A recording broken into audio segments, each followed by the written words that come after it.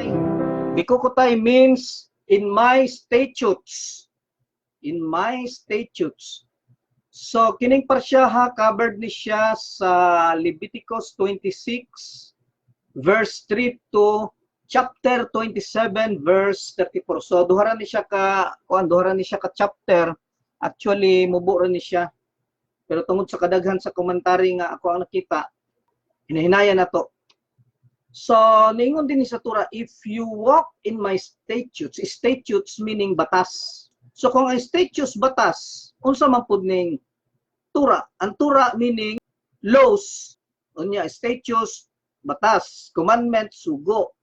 So, if you walk in my statutes and keep my commandments, sa to pa, duha ang gipangayo niya.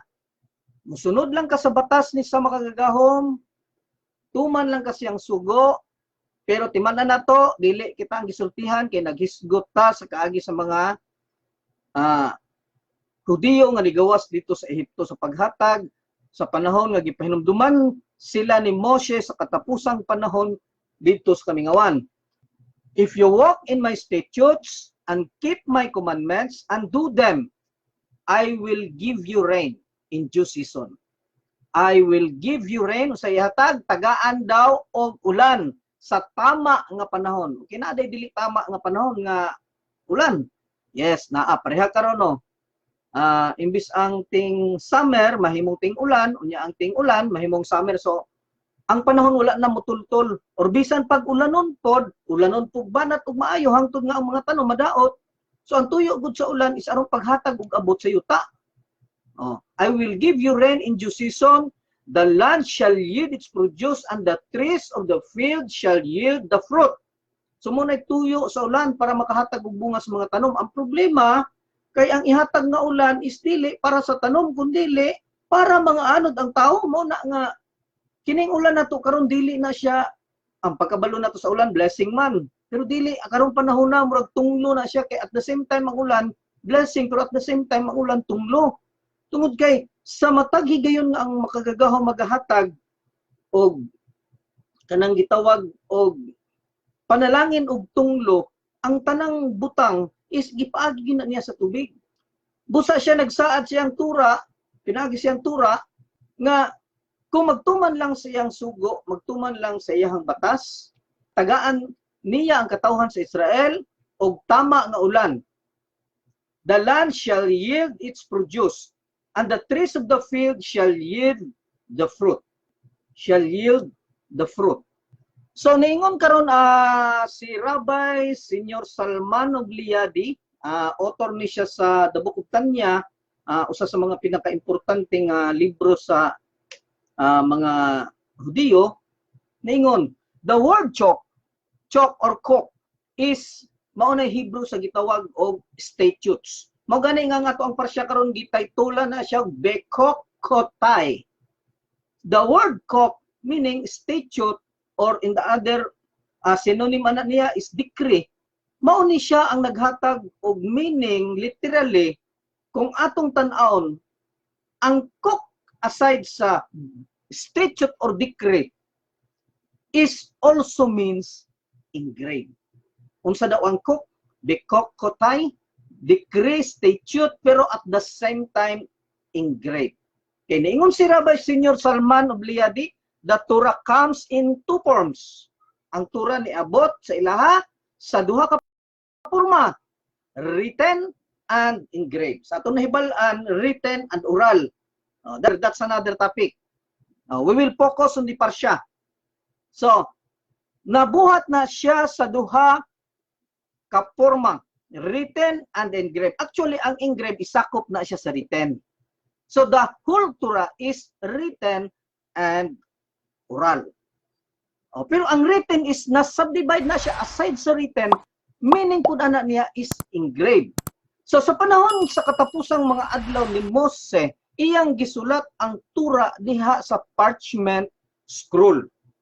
Unya, sa Torah, nagsulti that when Moshe wrote the Torah, it was preceded by an engraved Torah. Sa to pa sa panahon nga iyang gisulat ang Torah de sa parchment at the same time na engraved ang tura nga gisulat sa parchment. So pagka-engrave ana niya nga papel man na siya. Niingon si Rabbi Senior Salman, there is an aspect of tura that is ink on the soul. Kana mo tuhop ba sa atong kalag. So aside sa pagsulat dinha, the meaning sa tura nga nasulat diha sa parchment is gipatuhop na maayo ni Moses sa katawhan sa Israel. Mao gani iyang gireview. Kay basing mahadlok siya nga makalimtan mo to nga iyang gibalik-balik para matuhop sa kasing-kasing. Mo nay buot pasabot sa written at the same time engraved. Aron masabtan to understand the emotion arose by it tungod kay ang atong pagtuo mo gahom ra manggod kung ang balaod madulot sa tong kasing-kasing. So it becomes a lifestyle. So human siya mutuhop sa tong kasing-kasing, mahimo na nato siyang kinabuhian or mahimo ng batasan or even a personality. So the dimension of the Torah that is engraved in the heart, engraved in our being, this is a dimension of the Torah which expresses a bond with Hashem. Maunay makapasuod na to sa iyaha. Nga naman, nagbasa ta sa Torah nga nituhop sa tong kasing-kasing, maunay rason nga maduol ta niya. That is for the very essence of the Jewish soul. So, naingon karon ang usa ka rabbi naghatag og usa ka analogy. Naingon siya, every joke is a letter in the Torah. But a letter may at times grow somewhat faded. Di ba tinuod? Nga usahay ang litra mo fade. It is a secret duty sa usa ka magtotoo nga ang litra nga na fade is kinahanglan himuo na siya nga klaro diha sa imong kasing-kasing kay aron bisag unsa og ka page sa nasulat diha sa Torah pero dili ma-erase because it was engraved in the heart. Aron ang Torah dili mawala tungod kay ang Torah wala gisulat sa papan nga bato, wala gisulat sa kanang gitawag og parchment, pero bisan pagpapaon na siya, dili na siya mapapa tungod kay nasulat na engrave na diha sulod sa atong kasing-kasing. So niingon si Rabbi Yosef Yitzchak of Lubavitch, every Jew is a letter in the Torah, but a letter times grows somewhat faded. So usa ka buluhaton nga maningkamot ang usa ka tawo nga magtuon diha sa litra sa Torah ug i-engrave ni diha sa ilang kasing-kasing. So naisupak ani si Rabbi Yosef Yitzchak Lubavitch sa first stanza word that the Torah can be faded. Naingon si Rabbi Yitzchak of Lubavitch, no, the identity of the Jew cannot be compared to erasable ink on parchment. Dili daw pwede ikumpara ang identity sa usa ka Hudiyo sa usa ka ink nga isulat dito sa parchment. So every Jew sa kada Hudiyo is indeed a letter in Hashem's Torah. But a letter carved in stone, kung ang usa ka litra kulit sa usa ka bato, bisan pag-unsa og ulan, bisan pag-unsa og tambak og yuta ana tungod sa kalisod, tungod sa mga pagsulay, ang litra naaragyud na dinha sa bato. It need only to sweep away the surface grime, and the letter in all its perfection and beauty will come to light. So bisag unsaon pa sa panahon og hatag og pagsulay sa usa ka tawo sa diha nga naka-engrave na sa imong kasing-kasing ang balaod. Ang balaod.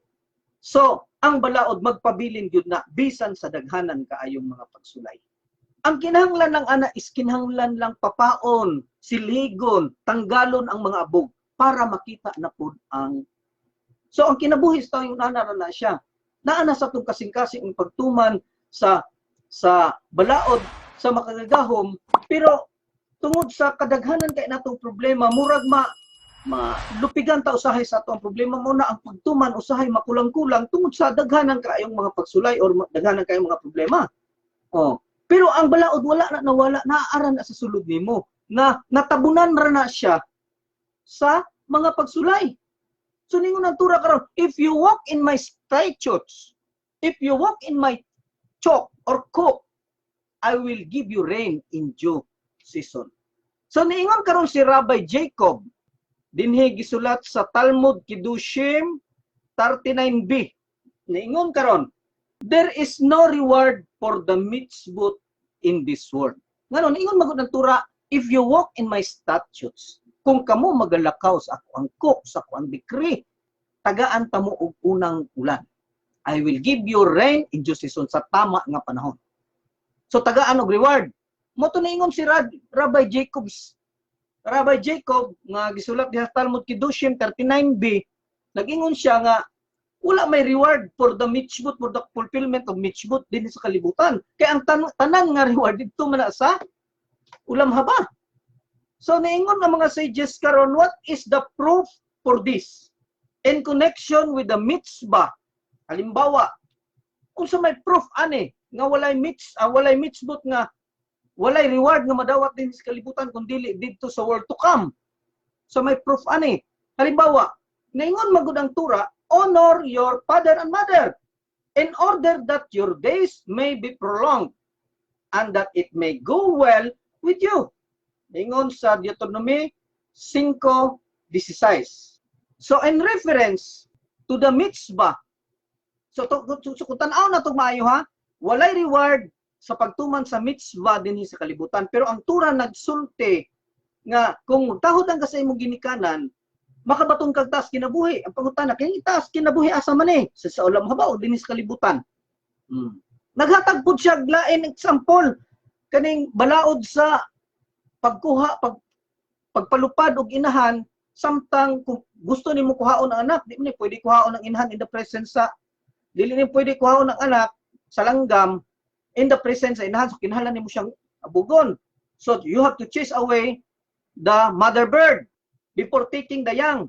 Ningon ang Tura sa Ibid 22:7 that it may be well with you and that you may prolong your days. So parehara sa Deuteronomy 5:16.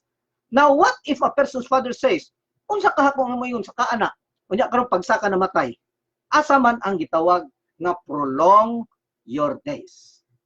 So mao na yung mga pangutanan nato sa mga kanhi ay pangpanahon nga wala ko'y klaro nga tubag. Wala ko'y klaro nga tubag actually. Pero dinhi gitubag na siya. Gisulat ni siya sa ni Tura Laws of Repentance 9:1. When we fulfill the commandment of the Torah, all the good things, kung magtumantag balaod, sugo, statute, or unsa diha, tanang butang nga maayo sa kalibutan, muabot nato. Pero kung magpakasala ka, evil ang mahitabo sa to as per mentioned in the Torah. Okay? Nevertheless, katong maayo, kung magtumantag Tura, katong maayo nga muabot sa tua are not the ultimate reward of the mitzvot. Bisan katong evil nga muabot sa tua sa panahon musupak ta is not the final punishment. So, unsa man daytong nahitabo sa bata, dili dayto final punishment. Okay, remember, not all die are because of transgression, but because of the word destiny or end of mission. Okay. Sa gihatag nga example din nga ang bata namatay, nganong namatay ang bata? Tungod kay diha ra gid siya taman. Ang iyang life mission diha ra taman, mao nga giputol siya kay ang kalibutan dili na igo butangan sa iyahang pagkamatarong. Kaysa hinan kabisan sa kamatayon nagtuman siya sa Tura. So na-prove na niya ang iyahang pagkamatinumanon sa mga ganun. So wala na siya dapat i-prove. Karon kung buhion pa siya, para unsa pa man nga buhion pa siya. Nahuman naman ang iyang mission. Mauto siya nga giputol siya, dito rataman. So ningon ang ni Tura Laws of Repentance 9:1, Hashem gave us this Torah. It is a tree of life, and whoever observes all that is written in it and knows it with a complete knowledge merit thereby the life of the world to come. Masada kung magtuman ka sa Torah, makabalo ka nga ang complete knowledge, ang merit is dito madawat sa world to come. Although dunay mga merit nga madawat din, but that's not the complete merit ingon nga reward sa pagbuhat nimo sa Torah. Ngano man ang kinadak-an nga reward ngayong madawat is tuwa dito sa ulam haba. Gihatagan lang kagamay nga merit dire para in order for you to sustain, para makatuman ka pagpadayon sa balaod sa walay kanang gitawag og problema. Hashem also promised us in the Torah that if we observe it with joy. Nagpromise po ng makagagahom nga kung magtuman lang sa balaod, diha sa kalipay, He will remove from us all things that may prevent us from fulfilling it. So daw, tanggalon niya ang tanang butang nga babag sa ato ang pag-alagad. Sama sa sakit, war, hunger, iyang tagaan og blessing. Basta mag-observe lang sa Torah kung malipayon ka nga mag-observe sa Torah. So duha day kapag observe kay doon na day nagtuman sa Torah nga dili kayo malipayon, although nagtuman siya, pero makadawat ng gyapon siya reward, unya tagaan po siya merit, at tagaan po siya ganti gamay para makapadayon siya, pero ang kinadak-an siyang reward is to asahol ang haba. So ang ikaduha is kaning mag-alagad ka nga malipayon diha sa mga gahom. Aron sa panahon nga nag-alagad ka nga malipayon diha sa makagagahom, tanggalon sa mga gahom ang tanang babag diha sa imong pag-alagad. So that you will be free to learn the wisdom and observe the commandment by which we shall merit the life of the world to come. So ningon si Lubavitcher Rebbe nga ang Maimonides concept of the reward for mitzvot in this world has a parallel in Torah law. Ganuman ang balaod nagsulti nga ang usa ka farm worker kanang magtatrabaho nimo ba diha sa bukid must be allowed to eat the food. Halimbawa, magpasanggi ka. Ang imong manananggi ay is, doon na siya privilege nga mukaon siyang sinanggian sa mga ang kabaw nga imong gamiton sa pagdaro is doon na siya privilege nga mukaon sa iyang ginaruhan. So, yun ana ra ang pag-alagad. Sa pagtuman sa balaod, we have the privilege to kanang madawat nato ang gamay nga reward para makabadayon ta sa pag-alagad. Mao nang dunay panalangin gihapon, pero ang kinadak-an og ang ultimate reward nga gihatag tungod sa pagtuman sa Torah is naa dito sa ulam haba. Mao na nga ang bata nga namatay sama sa atong example karon nga imbis gitudloan siya sa amahan nga magtuman og Torah, tudloan siya nga dili nimo pwede kuhaon ang iyang anak in the presence of the mother, so kinahanglan nimo siya abugon. So gusto mo niyang kuhaon ng langgam, so iyang giabog karon kaysa pag-abog nahulog man siya og mahinungdan nga namatay siya. So nahimong question na og nahimong debate sa daghang kaayong panahon tungod kay ang mga rabay dili man gud basta-basta makatubag ana in the presence sa namatyan. So kinahanglan careful sila sa pagtubag. So itubag na nila pinagig libro kanang nakalabay na ang panahon. Kay para ang namatyan sa dili pod mapigla sa tubag. Lalang ingan ana gikuha na siya kay human na yang misyon. Ingon man ang amahan pakiko sa misyon. Nagtura kong anak niya namatay. So pag-ingon, I will give you rain in due season. So ang actual reward ha nga kanang sa panahon nga magtrabaho ta diya sa Torah, magbuhat ta sa samtang buhit ta magbuhat ta sa Torah, dunay reward madawat, pero igo ra na siya nga makalahutay ta. Ang tibuok reward at reward gyud kinatibuk-an sa reward nga ato ang madawat is didto sa ulam haba. So para siya lang ang madawat. Igo ra pod nga makalahutay ta sa tuang pag-alagad. So ningon ang ran. Pag-ingon sa turag, I will give you rain in due season. So the religious of those times, ang mga magtotoo sa unang panahon o karon panahon na tanan nagpromise nga human ang kalag mo gawa sa ato ang lawas, makabato ni siya og reward dito sa iyang atuan. So parehara na siya. Ang pagbuhat is naa pa ka sa lawas. Wala sa diha nga nigawas ka. So buot pasabot nga diha na nimo gid madawat ang imuhang kinatibuk-an nga reward sa panahon nga mogawas na ka sa imong lawas. Kaya ang ihatag dinhi sa panahon nga naa pa ka sa imong lawas is igo ra para sa imong lawas. Okay? So dingon po ng Talmud Rashi, I will give you rain. Kining rain daw nga ihatag sa magkagahom is usually madawat na siya Friday night, the eve of Sabbath. Okay, unsa man nga klase nga reward. Okay, mao ni ang gitawag og additional soul. kanang gitawag nato og kanang kuan ba naakay kanang clean soul nga muipon sa imong soul kay sa panahon nga naa ka nang gitawag og clean soul, new soul nga naa sa imong body, dali ka surtihon. Ngano man, pure soul man ang naa sa imuha, madawat kada Friday night. Niingon pod ang Turat Kohanim Rashi, and the trees of the field shall yield their fruit. So sa panahon sa Moshe, niingon man gud ang Tura nga sa panahon nga magtuman ka sa Tura, ang tanang mga kahoy magbunga. Pero sa panahon sa mga sa Moshe, tanang klase sa kahoy mubunga gina siya ug ang bunga is daghan kaayo. So ang word bikokotay also to enumerate the earthly blessing that will result when the people of Israel follow Hashem's command. So daghan dire. Actually, pila gani ni siya, 34 man ata, if I'm not wrong. So, gi-enumerate na niya isa-isa. So, gisaad pag yun ni Hashem, na kung magtuman lang ka sa balaod niya, o Dio, 613, Noahay, Gentile, 7, your threshing shall reach of the vintage. Ang imong abot, makaabot na pud na sa laing ting tanom. O ang pagtanom nimo, ang abot ana, makaabot na pud na sa ting kuan. So, laktod nga istorya, dili ka mahutdan. Bisan pag mukaon kag banat, even if you shall eat your bread to the full, dili ka mahutdan. Bisan magbanat kag kaon, ang imong abot dili nimo mahurot. Ug mag-abot na lang ang bago gandaan. Og samtang ikaw magakaon, makabaton ka og kanang gitawag og peace. Oh.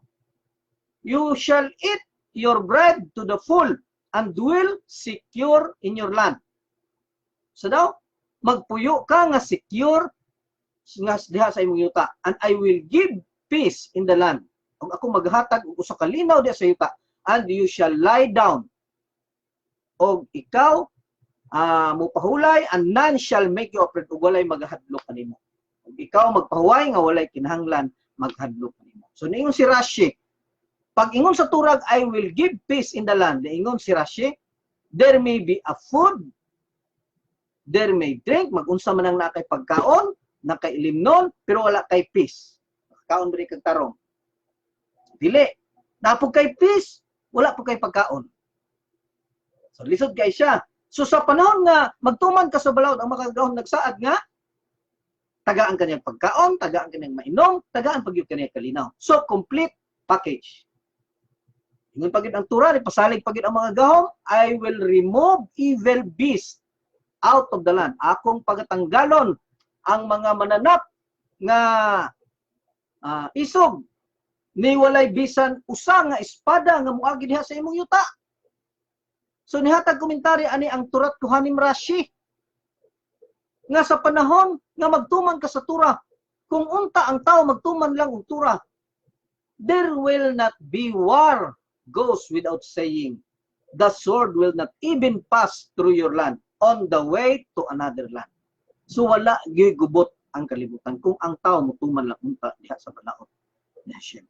So you shall chase your enemies. Sila magagukod sa ilang mga kaaway o mga pilde diha sa tubangan, diha sa kauban sila mga espada. For I will turn my face to you, kay akong iga balik ang akong dagway diha kaninyo. I will make you fruitful. Buhaton ko nga kamo mahimong mabungahon o mudaghan, and my covenant established with you. Ug ako usa magabuhat og usa ka pakigsaad diha kanimo. I will place my dwelling amongst you. Akong igabutang ang akong puloy-anan diha taliwala nimo, and my soul shall not abhor you. Ug ako dili magabiya diha. I will walk among you. I will be your Elohim, and you shall be my people. I am Hashem, your Elohim, who brought you out of the land of Egypt from being their slave. I have broken the bars of your yoke and made you walk upright. Sa isulti, I have broken the bars of your yoke. Akong pagaigton ang kalisod diha nga naa gipasan nimo, og ikaw magalakaw diha sa pagkamatarong. So may sabot ani niya. Ingon si Rabbi Dover of Meseretz, an animal walk with its face to the earth. Nganuman, for earthiness and materiality. Nganuman, kay diha siya nabuhi sa yuta. Mao na kinahanglan niya. Man walks upright sa dihang magtuman ka sa balaod sa mga gahom. Para sa unsang butang, to gaze upon and aspire to the heaven. Mao na tinuod o kinatibuk-an nga katuyuan sa tao. Nga kinahanglan ang tanang tao mahimong upright aron ang iyang aspire is dili maparehas sama sa mananap nga mag-aspire og kanang gitawag ng materiality. So himuon ang taong upright aron ang iyang aspire is to the heaven. All his occupation, the main occupation is the Torah study and to look or to gaze Hashem and aspire to the heavens, meaning the spirituality that Hashem has promised on the earth. So dinhi pod gisulti po dinhi sa Parsha Kedushim a harshly detailed prediction of what will befall the people of Israel when they turn. So sa diha nga ang Israel mo biya sa pag-alagad ni Hashem, gihatag pod ang prediction or ang pagbulutan ni Hashem nga kining katawhan sa Israel kung dili mutuman, they will befall. Unya ang inyong kalag di naganahan sa mga balaod, so that you will not do all my commandments and break my covenant, I will also do this to you. So mo na promise sa mga gahom dito sa Israel, kung mubiya mo sa kuha, kung sa inyong gibuhat sa kuha, mao po'y buhaton nako sa inyo ha. I will appoint over you terror. Ako magabuhat ninyo usa ka dautan nga buhat, consumption and fever. That shall consume the eyes and cause sorrow of heart. Maghahatag ko ninyo mga sakit. Dili maayo nga talan-aon. Diin ang inyong kasing-kasing magsakit. Mo to si Rabbi Israel Baal Shem Tov nag-interpret ani, I will punish you. Pag yun sa Torah, I will punish you. Mura na siya kanang ang makagagahom, mura kanang amahan ba? Nga sa dihang bunalan ni ayang bata. Nga naman ka! Pero kusog niya nagtingog. Pero ang bunal anak niya, kontrolado na niya. Nga naman, dili man good malipay ang makagagahom, magtanaw, nga magsaper ang iyang katauhan, bisan pagdautan ang iyang gibot. Dili man malipay ang makagagahom anak. When a father punishes his child, the suffering he inflict. Ang suffering nga iyang gi-inflict, diha sa bata ang iyang gibunalan, sa Israel nga iyang gipasakitan, is dubli ang gibati sa amahan. Dubli ang gibati ni Hashem. Ano mo kita'y amahan nga nabunal ta sa itong anak, di mas usahay hapit na lang ganit atakihon sa kasing-kasing kay sakit ang atong dughan kaysa kasakit dubli kaysa kasakit ng gibati sa anak nga imong bunalan. Ano man nagkuno ka ng effort, panahon, hago, nya ingon ana lang sakit kay imong dughan o pagkabunal pero imong dughan sakit na kaayo. So kung unsa kasakit ang gibati sa Israel, dubli-dubli ang gibati sa mga gahom anak. Mao nga ni ingon ang Torah, I will set my face against you. You shall be slain before your enemies. Kamu pagapatyon diha sa tubangan sa inyong mga kaaway. They that hate you shall reign over you. Ang mga nangasuko ninyo mo ay magdumala ninyo and you shall flee when none pursue you. O kamo mong nganagan bisag way nagukod ninyo. I will make your skies like iron and your earth like brass. Ang imong kusog, imong gastuhon para sa wala lang. Tungod kay ang yuta, dili na muhatag siyang abot. Ang kahoy, dili na muhatag siyang mga bunga. So, lisod-lisuron sa mga gagahom ang katawhan sa Israel kung dili sila magtuman sa balaod sa mga gagahom. So, more than 30 verses. 30 verses ang gisulat din pag enumerate lang sa catastrophe, sa kanang gitawag og non-imaginable, kanang dili ma-imagine nga kalisod, sa calamity, nga mahitabo sa katawhan sa panahon nga dili siya mutuman sa balaod sa mga gagahom. The only reason, because we walk casually with Hashem. Sa rason, nganong gihampat na Hashem, tungod kay we walk casually with Hashem. So may pasabot anang we walk casually. So ningon ng Hasidic master, when a person ceases to be sensitive to the paramount importance of Hashem attaches to his life and deeds. Sa panahon nga mawala daw ang ato ang sensitibo nga pagtinguha aron pagduol sa pagbuhat sa kabubuton sa mga gahom. Ningon ang mga gahom, kung maunay inyong buhaton sa kuha, I don't really matter. Wala ko'y pakialam. Moingon ang makagagahom. Kung unsa imong gusto, mao nay akong ihatag nimo. Because what you are doing is an ultimate arrogance. Ano man? Nagunaw man gud ang tawo nga kaya niya tanan without a shame. So kung unsa inyong buhaton sa kuha, ako nang buhaton ninyo. Kung unsa imong gusto, then suportaan ta ka. The most terrible of punishment of Hashem is to indulge the sinner this vanity. Mura kag iro nga walay tagiya. Hashem said, all right, have it your way. Bahala na ka. What happened to you is of no significance to me, for me. Act towards him, as he really does not care what happens to you.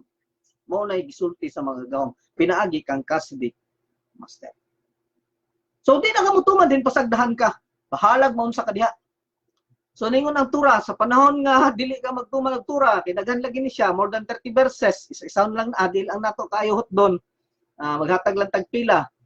Okay. Pag ingon sa tura, I shall cast your carcasses upon the carcasses of your idol. So may buto sabot ani.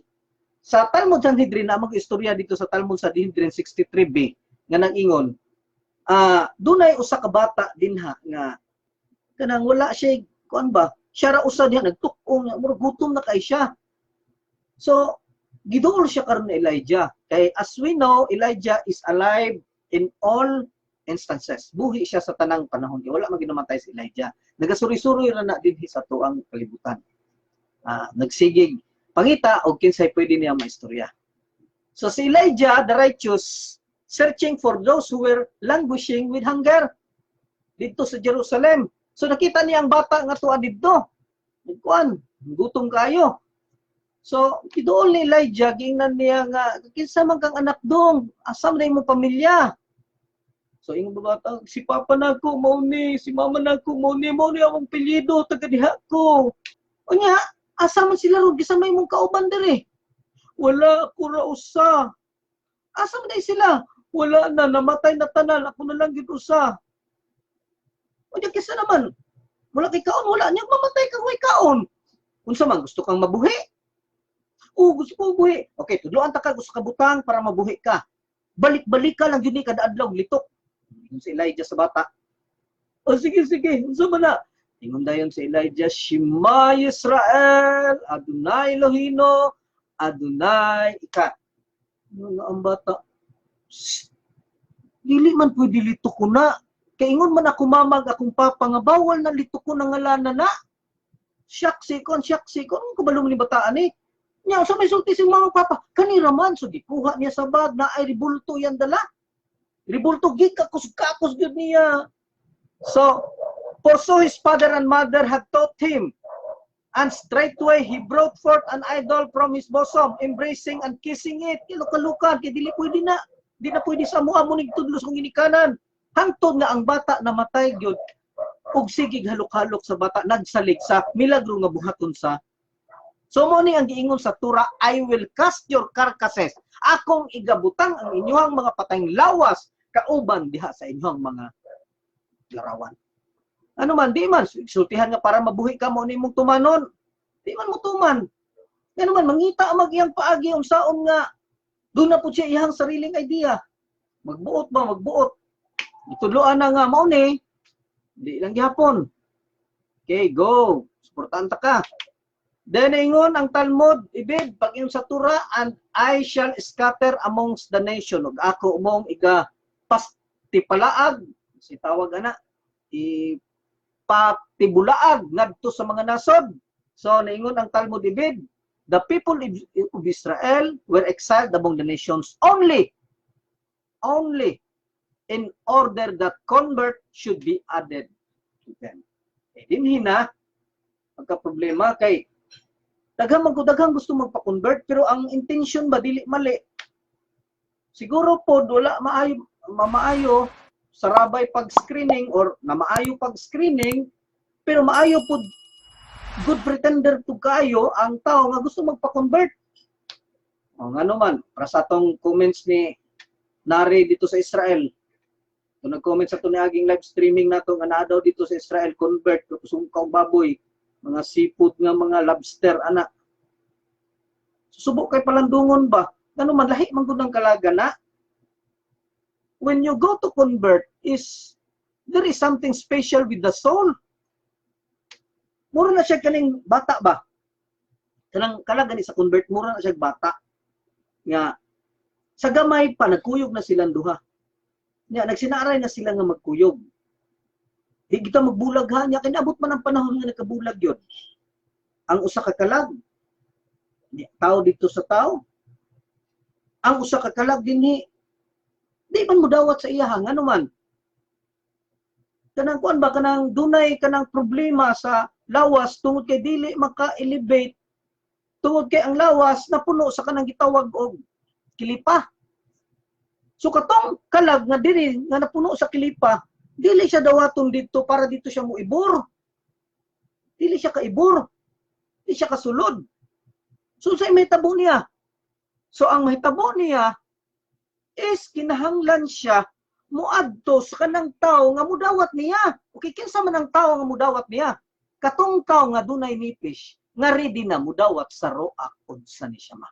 Nga naman, tungod kay ang nipis nga wala pa makahuman sa iyang rectification is dili na siya pwede masudlan og kalag sa convert. Dili na siya pwede masudlan og kalag sa convert. Ano man, dili pa ready ang iyang nipis mudawat sa rectification sa nisyama ug sarwa. The nisyama and ruach can enter the world only when they are enveloped in a nipis which act as their interface. So this they do through the interface of the nipis.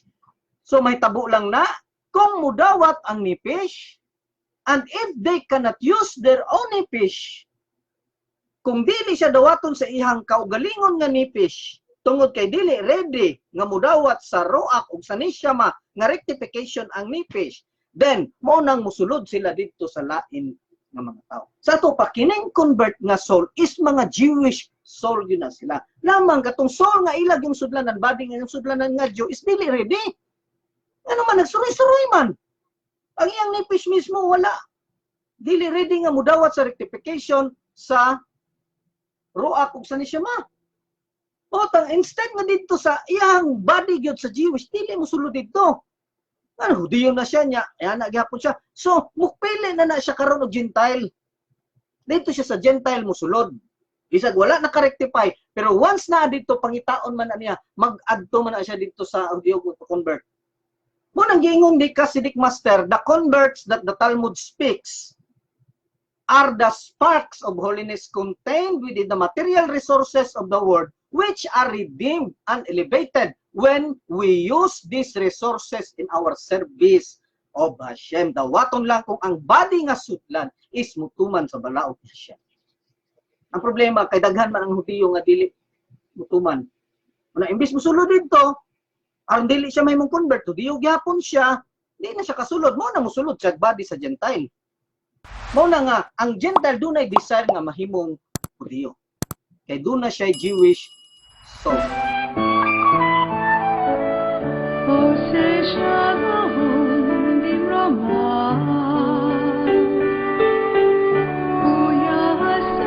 Shalom